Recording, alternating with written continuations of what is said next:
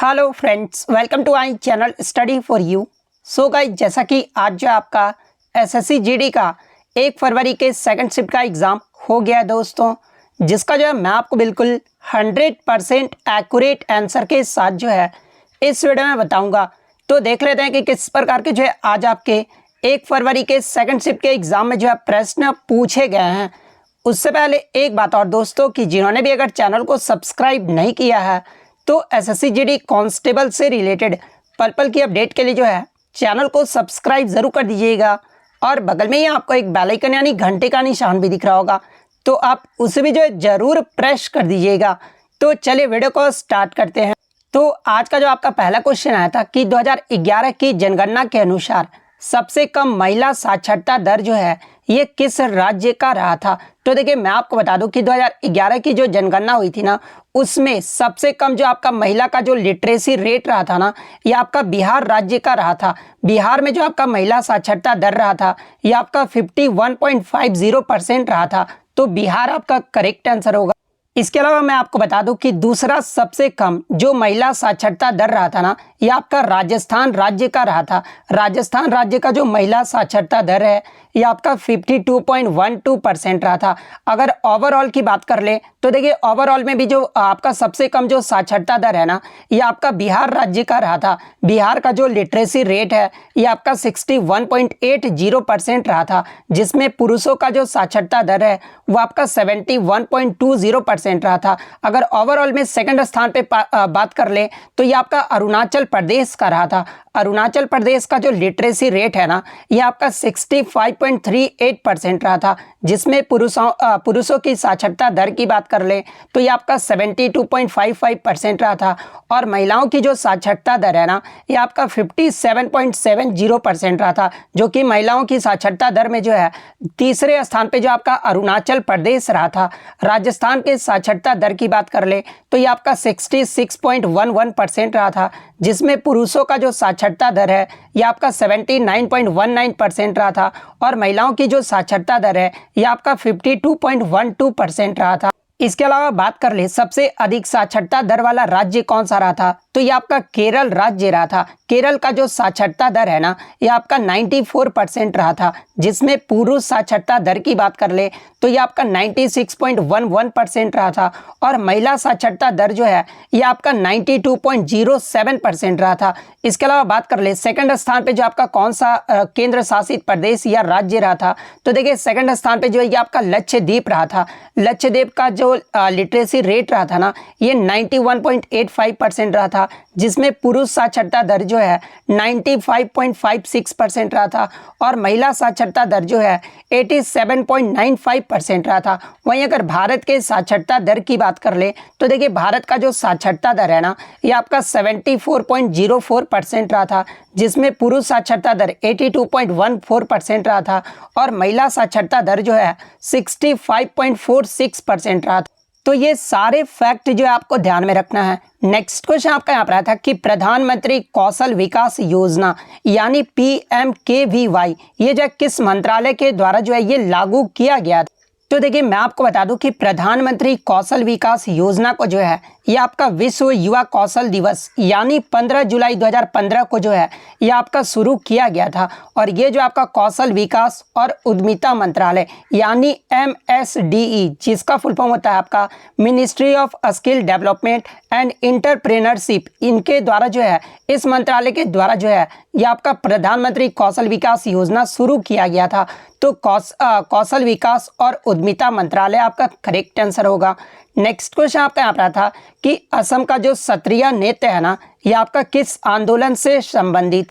तो देखिए, अगर बात कर ले क्षत्रिय नृत्य के बारे में तो देखिए, ये जो आपका क्षत्रिय नृत्य है ना, ये असम का एक शास्त्रीय नृत्य है, जिसकी उत्पत्ति जो है असम के कृष्ण केंद्रित वैष्णववाद मठ में जो है इसका उत्पत्ति किया गया था। और इसका जो श्रेय यानी इसके नृत्य की खोज का जो श्रेय है ना, ये 15वीं शताब्दी के भक्ति आंदोलन के विद्वान और संत महापुरुष श्रीमंत शंकरदेव को जो है वो दिया जाता है। अगर पूछा जाए कि क्षत्रिय नीति की खोज किसके द्वारा किया गया था, तो ये आपका श्रीमंत शंकरदेव के द्वारा किया गया था। और कब किया गया था, तो ये आपका 15वीं शताब्दी में किया गया था।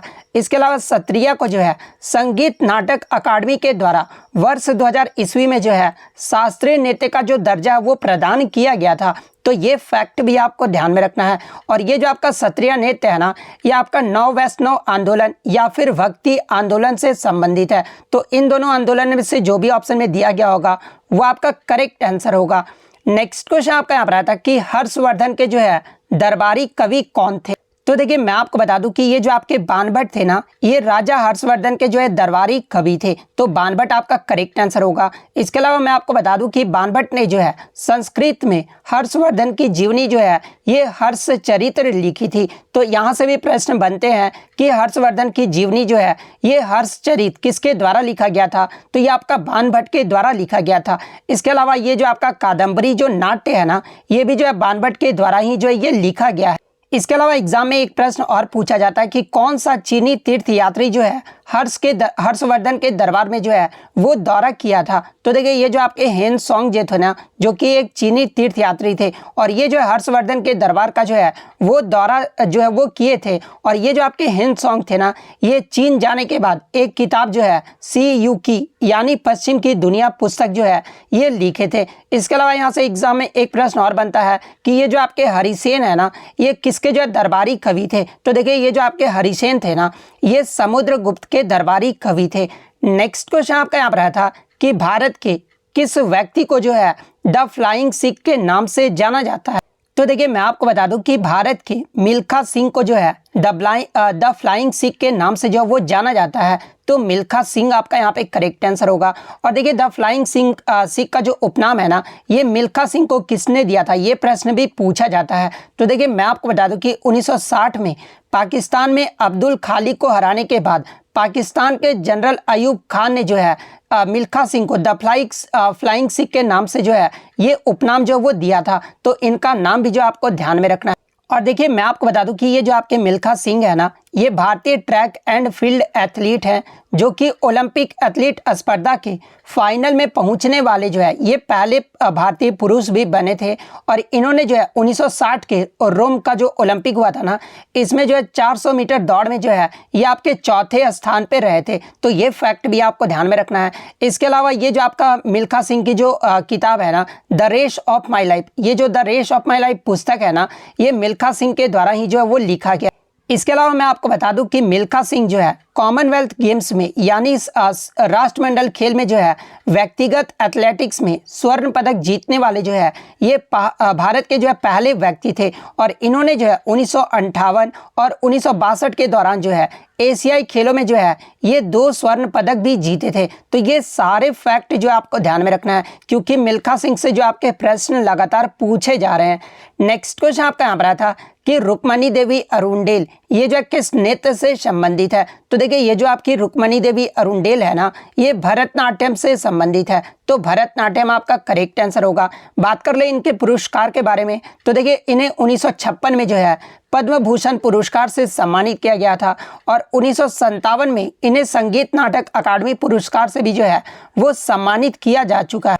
इसके अलावा मैं आपको बता दूं कि यहाँ से एग्जाम में एक प्रश्न और बनता है कि कौन सा ऐसा शास्त्रीय नृत्य है जो आपका एकल स्त्री नृत्य है। तो देखिए ये जो आपका भरतनाट्यम नृत्य है ना, ये आपका एकल स्त्री नृत्य है। और इस नृत्य के प्रमुख कलाकारों की मैं अगर बात कर लूँ तो जैसे कि आपके पद्म सुब्रमण्यम, अलार्मिल वल्ली, यामिनी कृष्णमूर्ति, अनीता रत्नम, मृणालिनी साराभाई, मल्लिका साराभाई, मीनाक्षी सुंदरम पिल्लई, सोनल मानसिंह, वैजंती माला, स्वप्न सुंदरी। देखिए ये जो स्वप्न सुंदरी है ना, ये भरतनाट्यम नृत्य से भी संबंधित है और कुचिपुड़ी नृत्य से भी संबंधित है। इसके अलावा रोहिंटन कामा, लीला सैमसन, बाला सरस्वती, इन सभी का जो संबंध है ना, ये भरतनाट्यम नृत्य से है। नेक्स्ट क्वेश्चन आपका यहाँ पर आया था कि उत्तर पूर्वी मानसून ये जो है कहाँ से उत्पन्न होती है। तो देखिए मैं आपको बता दूं कि उत्तर पूर्व मानसून द्वारा सर्वाधिक जो वर्षा है ना, ये तमिलनाडु राज्य में होता है। नेक्स्ट क्वेश्चन आपका यहाँ पर आता कि हरित क्रांति का संबंध भारत में किस व्यक्ति से है। तो देखिए मैं आपको बता दूं कि हरित क्रांति से जो है आपके लगातार प्रश्न जो है वो पूछे जा रहे हैं। तो देखिए भारत में हरित क्रांति के जनक के रूप में जो है ये आपके MS स्वामीनाथन को जाना जाता है। तो MS स्वामीनाथन आपका करेक्ट आंसर हो। और देखिए मैं आपको बता दूं कि इससे प्रीवियस शिफ्टों में आपसे हरित क्रांति से जो है बहुत सारे प्रश्न पूछे गए हैं। जैसे कि पूछा गया था कि हरित क्रांति का जो आपका शुरू है ना ये किस दशक में जो है ये शुरू हुआ था। तो देखिए हरित क्रांति की जो शुरुआत है ये आपका 1960 के दशक में जो है विश्व में जो आपके हरित क्रांति के जनक ये जो आपके नॉर्मन बोरलॉग को जाना जाता है इनके द्वारा मैक्सिको देश से जो है ये आपका शुरू किया गया था। तो ये सारे फैक्ट आपको ध्यान में रखना है। इसके अलावा बात कर ले हरित क्रांति की शुरुआत भारत में कब हुई है। तो ये आपका 1965 से 68 में जो है भारत में हरित क्रांति की जो वो शुरुआत हुई है। और किस राज्य से हुई थी सबसे पहले। तो ये आपका पंजाब राज्य से हुआ था। तो ये फैक्ट भी आपको ध्यान में रखना है। इसके अलावा बात कर ले हरित क्रांति जो है ये किससे संबंधित है। तो ये आपका खाद्यान्न उत्पादन से संबंधित है। और खाद्यान्न उत्पादन में भी जो है ये आपका गेहूं और चावल से संबंधित है। तो ये फैक्ट भी आपको ध्यान में रखना है। अगर बात कर ले श्वेत क्रांति का संबंध ये जो है किससे है। तो ये आपका दूध उत्पादन से है। लाल क्रांति की बात कर ले तो ये आपका टमाटर और मांस के उत्पादन से संबंधित है। नीली क्रांति की बात कर ले तो ये आपका मछली उत्पादन से संबंधित है। पीली क्रांति जो है ये आपका तेल बीज से संबंधित है। भूरी क्रांति की बात कर ले तो ये आपका चमड़ा और कोको से जो वो संबंधित है। अगर काली क्रांति का पूछा जाए तो ये आपका पेट्रोलियम उत्पादन से संबंधित है। गुलाबी क्रांति जो है ये आपका प्याज और झींगा से संबंधित है। गोल्डन फाइबर क्रांति की बात कर ले तो ये आपके जूट उत्पादन से संबंधित है। गोल क्रांति की बात कर ले तो ये आपके आलू उत्पादन से संबंधित है। तो ये सारे फैक्ट जो आपको ध्यान में रखना है। नेक्स्ट क्वेश्चन आपका यहाँ पर आया था कि भारत राज्यों का संघ है ये जो आपका किस अनुच्छेद में वर्णित है। तो देखिए भारत राज्यों का संघ है ये जो आपका अनुच्छेद 1 में वर्णित है। तो अनुच्छेद 1 आपका करेक्ट आंसर होगा। इसके अलावा अनुच्छेद 2 की बात कर ले तो नए राज्यों का प्रवेश या फिर स्थापना का जो उपबंध है ना ये अनुच्छेद 2 में किया गया है। अनुच्छेद 3 की बात कर ले तो देखिए नए राज्यों का निर्माण और वर्तमान राज्य के क्षेत्रों या फिर सीमाओं या फिर इसके राज्य के नामों में परिवर्तन का जो उपबंध है ना ये आपका अनुच्छेद 3 में किया गया है। तो ये फैक्ट भी आपको ध्यान में रखना है। नेक्स्ट क्वेश्चन आपका यहाँ पर आया था कि सदन चलाने के लिए कम से कम जो है गण पूर्ति जिसे जो है कोरम कहा जाता है इसमें जो है कितनी सदस्य होने चाहिए। तो देखिए मैं आपको बता दूं कि कोरम या फिर गण पूर्ति सदस्यों की जो न्यूनतम संख्या है ना जिनकी उपस्थिति के चलते सदन का जो कार्य है ना वो संपादित किया जाता है। और ये जो आपका प्रत्येक सदन में पीठासीन अधिकारी समेत कुल सदस्यों का जो है 10वां हिस्सा होता है। यानी किसी कार्य को करने के लिए जो है लोकसभा में कम से कम जो है वो आपका 55 सदस्य होना चाहिए। यानी 1/10 जो है वो सदस्य होने चाहिए। जैसे कि आपको पता है कि लोकसभा को जो है निचला सदन यानी निम्न सदन कहा जाता है। और लोकसभा में जो आपके टोटल मैक्सिमम संख्या जो होती है सदस्यों की वो आपका 552 होता है। और इसका 1/10 करोगे तो 55 सदस्य जो लोकसभा में होने चाहिए। वहीं अगर राज्यसभा की बात कर ले तो राज्यसभा में कम से कम जो है आपके 25 सदस्यों का होना आवश्यक है। तो 1/10 जो आपका यहाँ पे करेक्ट आंसर होगा। नेक्स्ट क्वेश्चन आपका यहाँ पर आया था कि नाइट्रोजन का परमाणु भार यानी एटॉमिक मास जो है वो कितना होता है। तो देखिए नाइट्रोजन के अगर सिंबल की बात कर ले तो इसे जो N से रिप्रेजेंट किया जाता है। इसके एटॉमिक नंबर की बात कर ले तो देखिए नाइट्रोजन का जो एटॉमिक नंबर है वो 7 होता है। और परमाणु भार जो है ये 14 होता है। तो 14 आपका यहाँ पे करेक्ट आंसर होगा। नेक्स्ट क्वेश्चन आपका यहाँ पर आया था कि 1866 में लंदन में जो है ईस्ट इंडिया एसोसिएशन का जो गठन है ना ये किसने किया था। तो देखिए मैं आपको बता दूं कि ईस्ट इंडिया एसोसिएशन का जो गठन है ये 1866 में जो है लंदन में किया गया था। और ये जो है दादा भाई नौरोजी के द्वारा किया गया था। तो दादा भाई नौरोजी आपका करेक्ट आंसर होगा।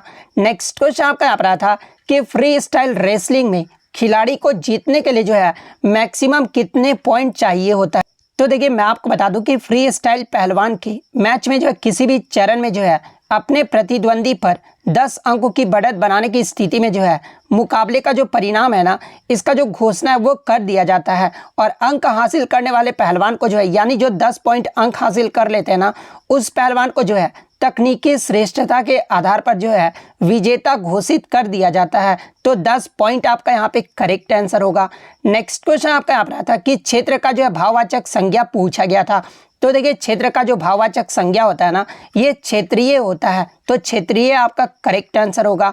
नेक्स्ट क्वेश्चन आपका यहाँ पर आया था कि निम्नलिखित में से कौन सा रोग जो है संक्रामक रोग है। तो देखिए मैं आपको बता दूं कि संक्रामक रोग के जो आपके उदाहरण हैं जैसे कि मलेरिया, टाइफाइड, चेचक, इन्फ्लुएंजा, ये सब जो होते हैं ना, ये आपके संक्रामक रोगों के कारण होते हैं। तो आपके ऑप्शन में जो है मियादी बुखार दिया गया था। तो देखिए टाइफाइड को ही जो है ये आपका मियादी बुखार कहा जाता है। तो टाइफाइड आपका यहाँ पे करेक्ट आंसर होगा। नेक्स्ट क्वेश्चन आपका यहाँ पर आया था कि आकर्षण का जो है विलोम शब्द पूछा गया था। तो देखिए आकर्षण का जो विलोम शब्द होता है ना, वो आपका विकर्षण होता है। तो विकर्षण आपका करेक्ट आंसर होगा। नेक्स्ट क्वेश्चन आपका यहाँ पर आया था कि कागजी घोड़ा दौड़ाना, इसका जो है मुहावरे का अर्थ पूछा गया था। तो देखिए कागजी घोड़े दौड़ाना मुहावरे का जो सही अर्थ होता है ना, वो आपका केवल लिखा पढ़ी करना या फिर कुछ काम की बात ना होना। तो आपके ऑप्शन में जो है केवल लिखा पढ़ी करना दिया गया था। तो ये ऑप्शन जो है आपका करेक्ट आंसर होगा।